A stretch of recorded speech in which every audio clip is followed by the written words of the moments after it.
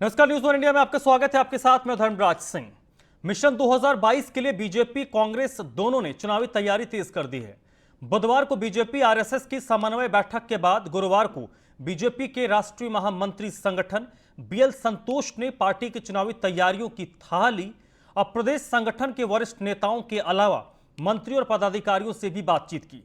वहीं कांग्रेस की नई टीम ने भी एकजुटता का संदेश देकर बीजेपी सरकार की नाकामियों को मुद्दा बनाने का ऐलान कर दिया है।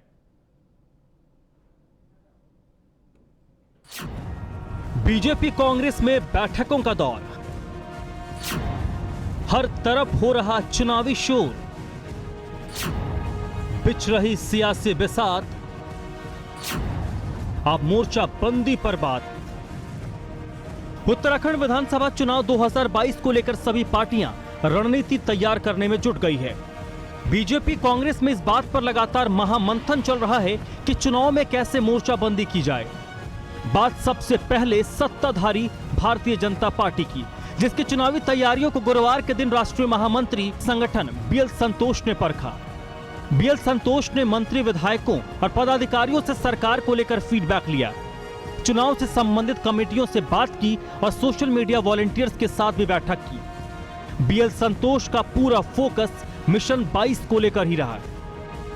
सामान्य तौर पर संगठन में जो उत्तराखंड के विभिन्न विषय होते हैं और कैसे उनमें गति देनी है, कैसे उनको तेजी से काम चलना है, कैसे समाज के साथ, संगठन के साथ, सब लोगों का एक साथ समन्वय हो, उसके लिए ऐसी बैठकें नियमित रूप से चलती रहती हैं। वही बैठक चल रही है। रामनगर चिंतन शिविर में जो विभिन्न 5 टोलियाँ बनाई गई थी, इनमें मंत्रीगण भी थे और संगठन के लोग भी थे। वो जो जिम्मेदारियाँ दी गई, तो उनके बारे में विस्तृत जानकारी ली और बाकी दिशा निर्देश दिए हैं कि किस तरह से और मजबूती से अपनी जिम्मेदारियों का निर्वहन किया जा सके। वहीं विपक्षी कांग्रेस ने भी नई टीम के गठन के बाद 2022 को फतेह करने के लिए तैयारी तेज कर दी है। नई टीम ने एकजुटता के साथ कार्यकर्ताओं को कमर कसने का संदेश दिया है। कांग्रेस प्रदेश अध्यक्ष गणेश गोदियाल का कहना है कि बीजेपी की नाकामियों को पार्टी चुनावी मुद्दा बनाएगी और सबका फोकस विधानसभा चुनाव में कांग्रेस की वापसी पर रहेगा। देखिए, हमारी स्ट्रेटेजी बिल्कुल सिंपल है। हम राज्य के मुख्य प्रतिपक्ष हैं और 2022 की सत्ता के प्रबल दावेदार। तो हम अपने भविष्य की क्या हमारा उत्तरदायित्व है उसके बीच में, और ये सरकार की विफलताओं को और विपक्ष के जो शॉर्ट कमिंग्स हैं, उनके जो काले कारनामे हैं, उनको कैसे उजागर कर सकते हैं, इन दोनों के बीच में समन्वय करें। हर वर्ष जनता के सवालों पर लड़ाई लड़ते रहे। जो ड्यूटी जनता ने हमको दी थी 2017 में, अब हमने वो ड्यूटी पूरी कर ली है। अब राज्य की जनता के लिए 2022 में, क्योंकि पूरे प्रदेश की जनता इस समय आशा भरी निगाहों से कांग्रेस की तरफ देख रही है। राज्य की जनता को बहुत अपेक्षाएं कांग्रेस से हैं। कांग्रेस सरकार में आ गई, जनता की इच्छा है, तो इसको पूरा करने के लिए हम चुनावी मोड में हैं। हमने अपनी सारी कसरत, हमारी सारी कमेटीज बन चुकी हैं। विधानसभा चुनाव से ठीक पहले दोनों ही राजनीतिक दलों ने अपनी तैयारियां तेज कर दी हैं। कांग्रेस में जहां कमान हरीश रावत ने संभाली है, तो वहीं सत्ता पक्ष में पार्टी संगठन और संघ की समीक्षाएं शुरू हो गई हैं। बहरहाल देखना होगा विधानसभा चुनाव से ठीक पहले दोनों ही दलों की तैयारियां वोट के रूप में कितना उन्हें फायदा पहुंचाती हैं। कैमरामैन अनु भट्ट के साथ Sudeep Jain, news one India, Dehradun. तो उत्तराखंड में होने वाले विधानसभा चुनाव को लेकर सभी पार्टियां अपने अपने तरीके से तैयारी कर रही है। भारतीय जनता पार्टी की बात करें, जो सत्ताधारी दल है, उनके अंदर लगातार मंथन चल रहा है। सत्ता में आने पर देवस्थानम एक्ट वापस किया जाएगा, यह कांग्रेस का चुनावी एजेंडा है। इसके अलावा जमीन पर पुश्तैनी हक समाप्त होगा, कांग्रेस के मुख्य चुनावी एजेंडे है। इसके अलावा भू कानून उत्तराखंड से खत्म किया जाएगा। लोकायुक्त जैसी संस्थाओं के लिए बीजेपी की नाकामियों को पार्टी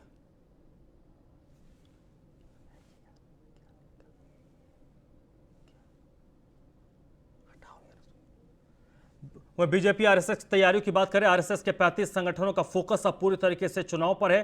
कांग्रेस की का एजेंडा हमने आपको बताया, बीजेपी की बता रहे हैं। बीजेपी आरएसएस कार्यकर्ताओं की सक्रियता अब बढ़ाई जाएगी। संघ 14,500 गांव में अपना नेटवर्क बना रहा है। हर गांव में 2 कार्यकर्ताओं का लक्ष्य भारतीय जनता पार्टी और संघ की तरफ से रखा गया है। न्याय पंचायत तक स्वयं सेवकों को प्रशिक्षित करने का भी लक्ष्य रखा गया। इसके अलावा दूसरी लहर में जो लोग मरे उनके घर स्वयं सेवक जाएंगे।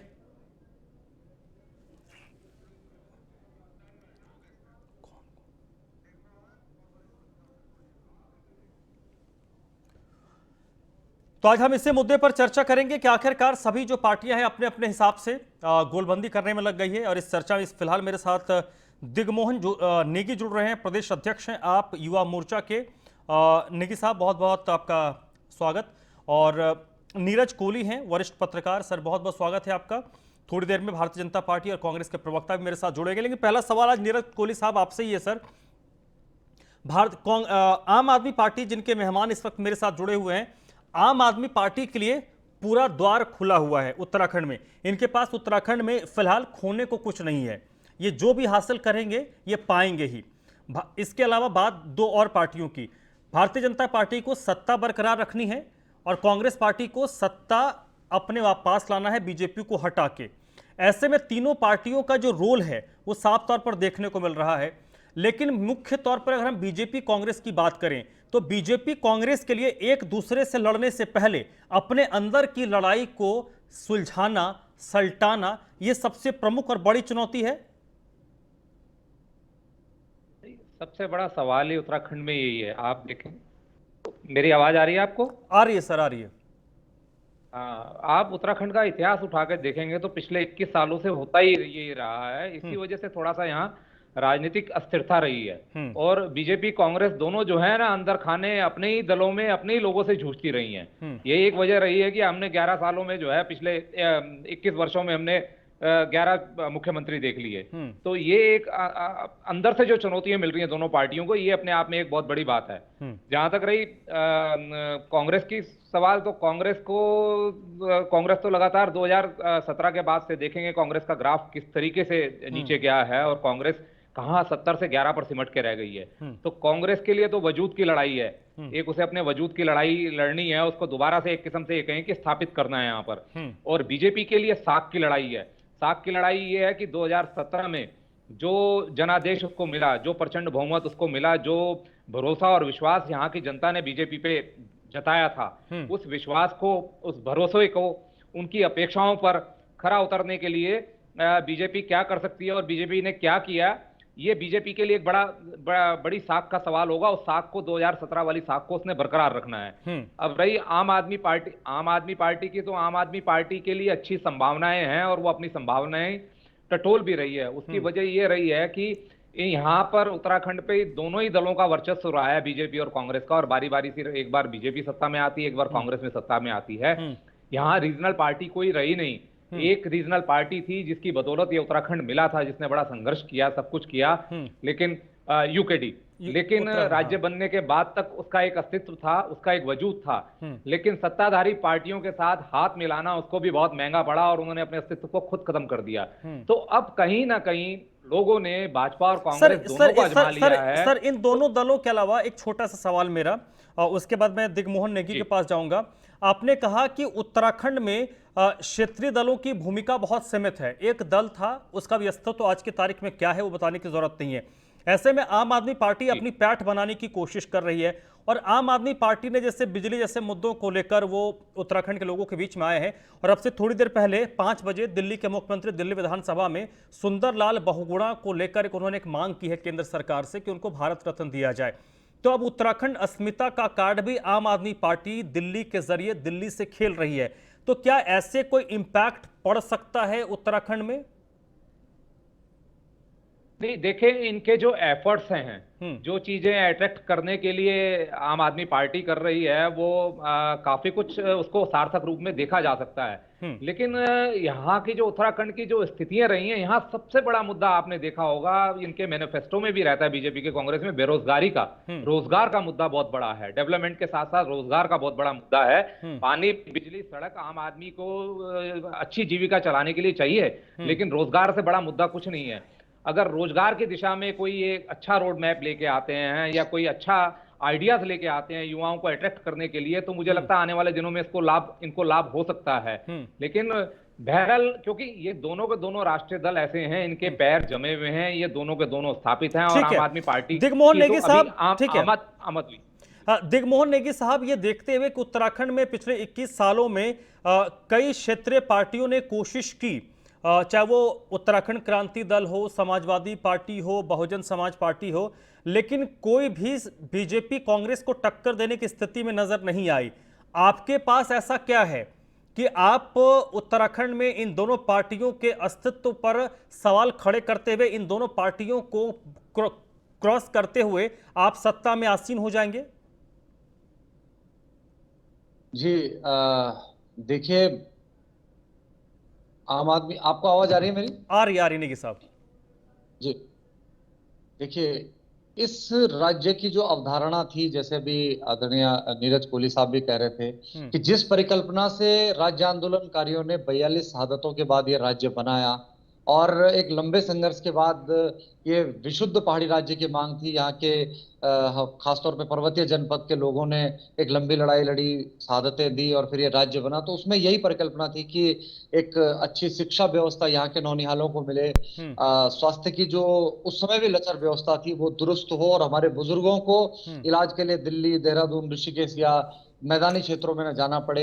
यहाँ के युवाओं के बेरोजगारी को लेकर तब भी मुद्दे, इश्यूज थे लोग, बट तब जो प्लान होता था सिर्फ मर्द प्लान करते थे और वो दिल्ली, मुंबई अपनी आजीविका के लिए जाते थे। तो एक पीड़ा थी कि उन लोगों को भी अपना गांव और अपने जनपदों को न छोड़ना पड़े और उनको यही रोजगार मिले।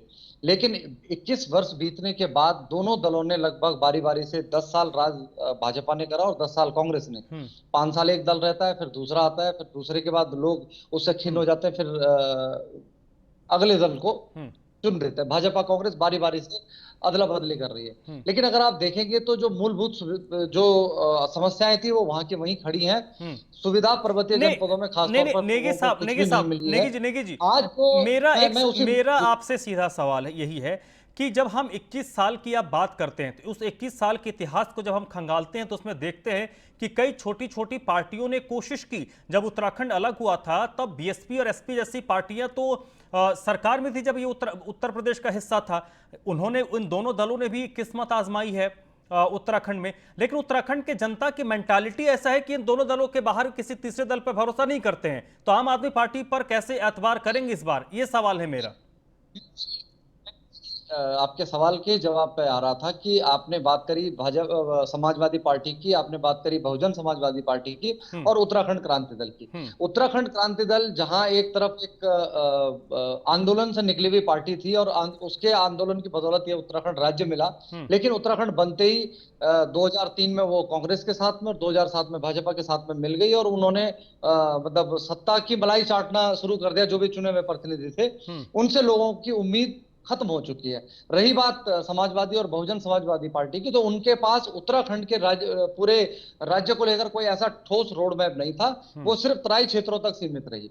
आम आदमी पार्टी के पास दिल्ली में शिक्षा का एक मॉडल है जो हमने पिछले 5-6 साल में वहां पर सरकारी स्कूलों में अमूलचूल परिवर्तन करा है। जिस तरीके से वहां पर स्वास्थ्य की व्यवस्थाएं दुरुस्त की गई, सरकारी अस्पतालों में आज गरीब आदमी को फ्री में इलाज मिल रहा है, फ्री में दवाइयां मिल रही हैं और उसको बहुत बड़े अस्पतालों तक जाने की जरूरत नहीं है। जगह जगह उसको मोहल्ला क्लिनिक में अपने छोटे मोटे इलाज और छोटे मोटे टेस्ट वो करा सकता है। तो शिक्षा और स्वास्थ्य का एक मॉडल है। साथ में ये ऊर्जा प्रदेश है, इसके संसाधनों से बिजली बन रही है और एक राज्य नेगी साहब इस वक्त मेरे साथ देवेंद्र भसीन, तो ये इस राज्य के लोगों को, ठीक है, देवेंद्र भसीन इस वक्त मेरे साथ जुड़ चुके हैं, भारतीय जनता पार्टी के प्रवक्ता हैं। फोन लाइन पर भसीन साहब जुड़े हैं।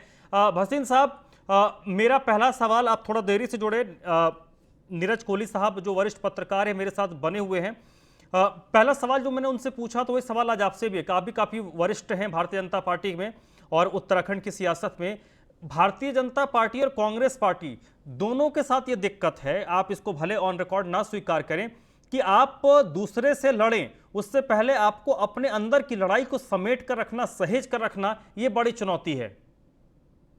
देखिए, पहली बात, जहां तक भारतीय जनता पार्टी का सवाल है तो भारतीय जनता पार्टी बिल्कुल संगठन आधारित पार्टी है और ये स्थिति केंद्र से लेकर के हमारी प्रदेश और नीचे बूथ स्तर तक है। कांग्रेस का गृह युद्ध हमारे सामने है, उस पर मैं अधिक टिप्पणी नहीं करना चाहता कि जिस प्रकार से हालात उनके केंद्र में है, अन्य राज्यों में है और उत्तराखंड में है, वो हम सबके सामने है। जहां तक कभी मैं आम आदमी पार्टी की बात सुन रहा था अपने मित्र की, वो अपने बहुत बात कह रहे थे कि हमने ये किया, तो मैं उनसे एक सवाल करना चाहता हूँ कि उनके मुख्यमंत्री जी जब दिल्ली में अच्छी स्वास्थ्य सुविधाएं हैं तो अपना इलाज कराने के लिए बाहर क्यों जाते हैं? और इस कोरोना काल में उनके जो मोहल्ला क्लिनिक फ्लॉप क्यों हो गए? क्यों बार बार जो है उच्च न्यायालय को उनको डांट लगानी पड़ी? अगर उनकी शिक्षा व्यवस्था इतनी अच्छी है तो उनके परिवार के लोग जो हैं बड़े विश्वविद्यालय में या बड़े जो पब्लिक स्कूल हैं वहां पढ़ने को जाते हैं। सच्चाई ये है कि केजरीवाल जी ने जो एक दिखावा किया था वो दिखावा खुल चुका है, चाहे वो स्वास्थ्य का क्षेत्र हो और कोरोना काल में तो दिल्ली के जो हालात हुए हैं वो हम सबके सामने हैं। अगर केंद्र सरकार के द्वारा उसमें हस्तक्षेप ना किया गया होता, मदद ना की गई होती तो दिल्ली के हाल तो बदतर हो गए थे। तो उत्तराखंड के अंदर भी एक चीज मैं बुरी बात कर लूं, दूसरी बात मैं ये कहना चाहता हूँ कि हम जो उत्तराखंड के भारतीय जनता पार्टी है, हम अपने रिपोर्ट कार्ड के आधार पर जनता के बीच में जाने वाले हैं। हम 5 वर्ष में जो प्रदेश का विकास हुआ, चाहे राज्य सरकार के कार्य से हुआ, चाहे केंद्र के द्वारा माननीय मोदी जी का आशीर्वाद से हुआ, वो हम जनता के बीच में ले जाने वाले हैं। और राज्य का निर्माण भारतीय जनता पार्टी ने किया, विशेष राज्य का दर्जा भारतीय जनता पार्टी ने दिया, इसको जो सुविधाएं दी वो भारतीय जनता पार्टी ने दी। तो निश्चित तौर पर हमारा जो इसके लगाव है वो बिल्कुल अलग प्रकार का है और यही कारण है कि उत्तराखंड की जनता भारतीय जनता पार्टी पर विश्वास करती है। और ये मिथ था कि एक बार भारतीय जनता पार्टी पर कांग्रेस, वो मिथ इस बार टूटने वाला है। निश्चित तौर पर भारतीय जनता पार्टी 2022 के विधानसभा चुनाव में भारी बहुमत से जीत करके आने वाली है। मथुरा दत्त जोशी साहब भी हमारे साथ जुड़े हैं कांग्रेस। एक मिनट नेगी जी एक मिनट। मथुरा दत्त जोशी साहब भी हमारे साथ फोन लाइन पर जुड़े हुए हैं, कांग्रेस पार्टी के प्रवक्ता। जोशी साहब, आवाज आ रही है आपको मेरी? चलिए, संपर्क टूट गया मथुरा दत्त जोशी साहब से। हाँ, अब बोलिए आप नेगी जी। सर, मैं ये कहना चाह रहा हूं कि जो को बनाने का श्रेय भसीन साहब ले रहे हैं, तो यहाँ पर आज एक मुद्दा बहुत गरमाया हुआ है भू कानून का, जिसको लेकर लगातार युवा और हम सब राजनीतिक दल आवाज उठा रहे हैं। उसका श्रेय भी इनको ही जाता है कि 2018 में एक इन्वेस्टर समिट के नाम पर भू कानून को खत्म कर दिया गया कि 3.5 लाख लोगों को इस राज्य में रोजगार मिलेगा, 601 निवेशक यहाँ आएंगे, 1,25,000 करोड़ का निवेश इस राज्य में होगा। मैं भसीन साहब से पूछना चाहता हूं, 2018 से आज 21 है, कितने युवाओं को रोजगार मिला, कितने यहाँ पर उद्योग लगे या कितने यहाँ पर निवेशक आए उत्तराखंड में? और उसके बाद आपने पूरे देहरादून से लेकर और पिथौरागढ़ और चमोली तक के आपने पूरी भूमि को भूमाफियाओं के हवाले कर दिया। इसका श्रेय आप नहीं लेना चाहेंगे? इस कोरोना काल में लोगों को आपने मरते हुए छोड़ दिया तमाम सड़कों पर। कुंभ में आपके आरटीपीसीआर घोटाला आपके सामने है, उसका श्रेय भी आप लीजिए ना।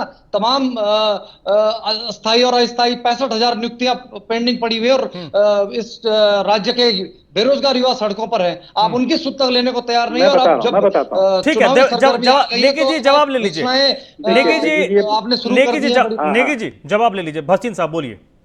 देखिए, पहली बात तो ये है कि जो ये कह रहे हैं कि हमने भू कानून में गड़बड़ कर दिया, इनकी जानकारी में होना चाहिए कि नरेंद्र तिवारी जी, जिससे उत्तराखंड के मुख्यमंत्री थे, कांग्रेस की सरकार थी, तो 500 वर्ग मीटर का एक दायरा तय किया गया था कि उससे अधिक व्यक्ति नहीं खरीद सकते। जब जनरल खंडूरी बीजेपी की सरकार उत्तराखंड के अंदर आई है तो उसको घटा करके 250 वर्ग मीटर कर दिया गया। और अब जिसकी बात ये कर रहे हैं कि इसमें डायलूशन कर दिया गया है, तो वो मामला इस रूप में नहीं है जिस रूप में कहा जा रहा है। नेगी जी जिस प्रकार से भ्रम पैदा करने के प्रयास कर रहे हैं, सच्चाई ये है कि जब निवेशकों का यहाँ पर मीट हुआ तो विषय निकल करके आया कि हमको पहाड़ में उद्योग चाहिए, हमें वहां पर लोगों को रोजगार करने के लिए अवसर देने होंगे, तो उद्योग कैसे जाएंगे? तो इसके लिए भूमि की बात आई, तो ये तय किया गया कि भूमि दी जाएगी लेकिन लीज पर दी जाएगी, मालिकाना हक किसी को नहीं दिया जाएगा। तो भूमाफिया बड़ी बातें कर रहे हैं, एक नाम भी तो बताएं। ठीक है, मथुरा दत्त जोशी साहब भी जुड़ गए हैं। भसीन साहब, एक मिनट। मथुरा दत्त जोशी साहब भी हमारे साथ जुड़ चुके हैं, कांग्रेस पार्टी के प्रवक्ता हैं। जोशी साहब, ये बताइए किस तरीके से मोर्चाबंदी हो रही है और किस तरीके से आप लोग आगे बढ़ रहे हैं?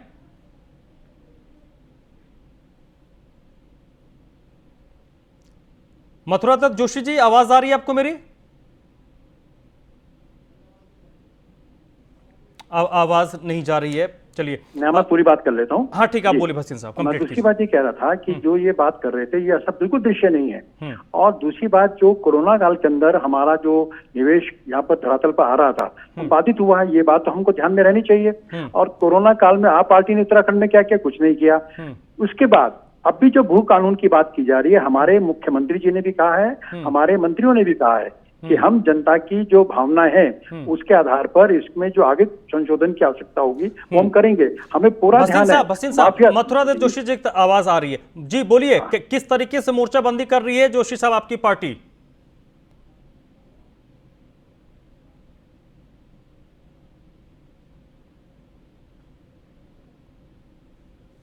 लगता है कुछ दिक्कत है, मथुरादेव जोशी साहब की आवाज नहीं आ रही है। यहाँ पर नीरज कोहली साहब भी हमारे साथ जुड़े हैं, वरिष्ठ पत्रकार। नीरज कोहली साहब, मैं सर आपसे समझना चाहता हूँ, ये तमाम पार्टियां अपनी अपनी बातें तो कह रही हैं, और विशेष तौर पर आम आदमी पार्टी की बात करें तो आम आदमी पार्टी ने पूरे तरीके से जिन फॉर्मूले को दिल्ली में इस्तेमाल किया था उसको इम्प्लीमेंट करना चाह रही हैं। मैं आपसे समझना चाहता हूँ सर, उत्तराखंड के नज़रिए से, क्या उत्तराखंड में जो वोटर वोट करते हैं वो किन चीज़ों को सामने रखकर वोट करते हैं, और वहाँ पर जो तीसरी पार्टी की गुंजाइश है वो किस तरीके से बनती है और क्या कारण होता है कि बन नहीं पाती है? संक्षेप में बताइएगा सर।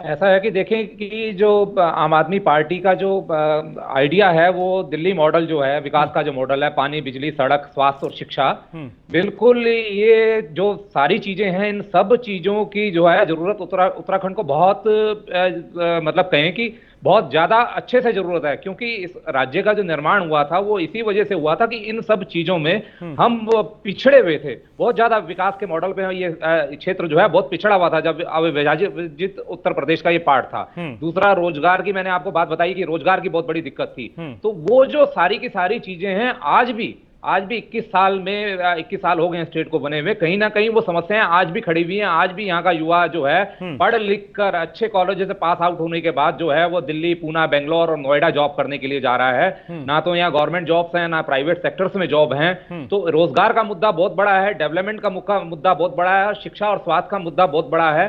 अब सवाल यह है कि बीजेपी और कांग्रेस पे तो बारी बारी से लोगों ने भरोसा किया है। अब आम आदमी पार्टी की बात पर कितना भरोसा करते हैं लोग यहाँ के, ये आने वाला समय बताएगा। आम आदमी पार्टी किस तरीके से यहाँ के स्टेट के लोगों को अट्रैक्ट करती है, क्योंकि आम आदमी पार्टी को 0 से शुरू होना है और ये दोनों पार्टियां 10 नंबर से शुरू हो रही हैं। क्योंकि इनके पास ये एस्टेब्लिश है पहले से ही, भले ही दोनों राष्ट्रीय दल हैं और इनका एक अपना का कहें कि इनकी अपनी एक टीम है, इनका एक लोगों में सब कुछ परखने के बाद भी इनका लोगों में कहीं ना कहीं विश्वास और भरोसा है।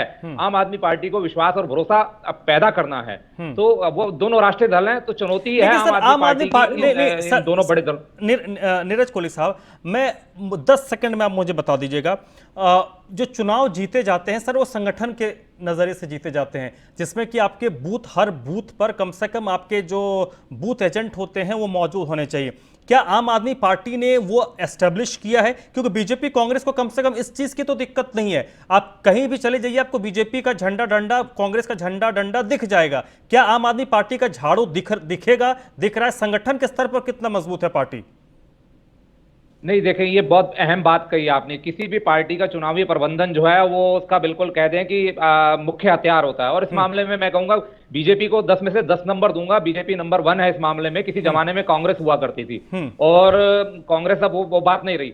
और आम आदमी पार्टी, अगर इन दोनों पार्टियों को देखे तो इन दोनों पार्टियों के सामने आम आदमी पार्टी को अभी बहुत एक समय लगेगा अपना वजूद बनाने में, अपने संगठन को खड़ा करने में, एस्टेब्लिश करने में। तो हर आदमी को लगता है भाई पौधा लगाओगे, पेड़ बनने में उसका समय तो लगेगा, तो उनको अभी टाइम लगेगा। लेकिन एक बात और कहना चाहूंगा संक्षेप में, खास तौर के बीजेपी के लिए, चुनावी प्रबंधन में बीजेपी नंबर 1 है, लेकिन स्टेट को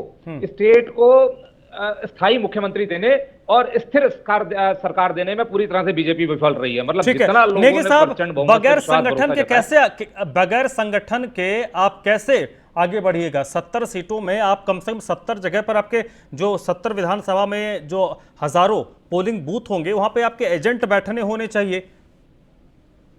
निश्चित तौर पर संगठन का विस्तार हर दिन हो रहा है। 70 विधानसभाओं में हमारी 70 टीमें खड़ी हैं। हमारे न सिर्फ विधानसभा बल्कि मैं आपको कहूं ब्लॉक स्तर पे, न्याय पंचायत स्तर पर और बूथ स्तर पर हमारी टीमें तैयार हो गई हैं। और आप आने वाले समय में देखेंगे कि आम ठीक है आदमी पार्टी देवेंद्र भसीन साहब, 10 सेकंड में जवाब सर। देखेगी। ये जो मुख्यमंत्री बदलने वाला काम आप लोगों ने किया, ये आप लोगों के खिलाफ सबसे बड़ा हथियार बन रहा है। देखिए, लोगों का विश्वास भारतीय जनता पार्टी पर है। हमारी पार्टी ने जो सन 2017 में अपना दृष्टि पत्र दिया था, हम उस पर 90% से अधिक काम कर चुके हैं और हमारा काम ही बोलता है। ठीक है, परिवर्तन हुए, चलिए, लेकिन काम उसमें कोई बोलता दिक्कत- है या जी। काम नहीं बोलेगा ये तो जनता तय करेगी सर। इस तरीके से हम लगातार बहस और चर्चा तो करते रहेंगे। अंतिम निर्णय लोकतंत्र में जनता जनार्दन करती है, जनता जनार्दन पर ही हम छोड़ते हैं। बहुत बहुत शुक्रिया देवेंद्र भसीन साहब, फोन लाइन पर आप मेरे साथ जुड़े थे। नीरज कोहली साहब, सर आपका भी बहुत बहुत शुक्रिया। और दिग्मोहन नेगी, आपका भी बहुत बहुत शुक्रिया। मथुरा दत्त जोशी साहब थोड़ी देर के लिए जुड़े थे, उनका भी बहुत बहुत शुक्रिया। तो आज के देवभूमि के चक्रव्यूह में अभी बस इतना ही।